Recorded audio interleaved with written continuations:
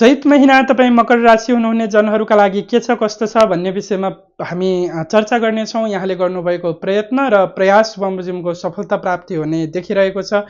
मेहनत बढी गराउनेछ, मेहनत बमोजिमको केही सफलता पनि तपाईँका लागि मिल्नेछ। आकस्मिक लाभको योगहरू बनिरहेको छ। विशेष त यो समयमा यहाँका लागि विद्यार्थीजनहरूका लागि पढाइमा राम्रो हुने र कम्पिटिसन र इक्जामिनेसनमा खास राम्रो हुने समयको रूपमा जोडिन्छ। अलिकति चुनौती र च्यालेन्जिङ साधारणतया तपाईँले सामना गर्नुपर्ने समयको रूपमा नै जोड्न सकिन्छ। विशेष त यो समयमा यहाँले सम्बन्ध र रिलेसनलाई लिएर अलिकति खटपटको बढी सामना गर्नुपर्ने हुन्छ। दाजुभाइ वा तपाईँले अलिकति रिलेटिभ्ससँग चाहिँ अपेक्षाजनक सम्बन्ध बनाउन नसकिरहेको परिस्थिति हो कि भन्ने आधारहरू छ। आय स्रोतको माध्यममा आय स्रोतको प्रभावहरू बढ्न सक्ने नै देखिन्छ। विशेष त यो समयमा सन्तान सन्तति आदि कुराहरूको लाभ छ। विशेष तपाईँ विवाहित हुनुहुन्छ, सन्तानको चाहना गर्दै हुनुहुन्छ भने यो समय सकारात्मकपूर्ण हो। रिलेसनलाई लिएर साधारण ध्यान दिनु होला। स्वास्थ्यका दृष्टिकोणले राम्रो छ। यदि तपाईँ शैक्षिक क्षेत्रमा, मेसिनरी फलामजन्य वस्तुगत क्षेत्रहरूमा वा विशेष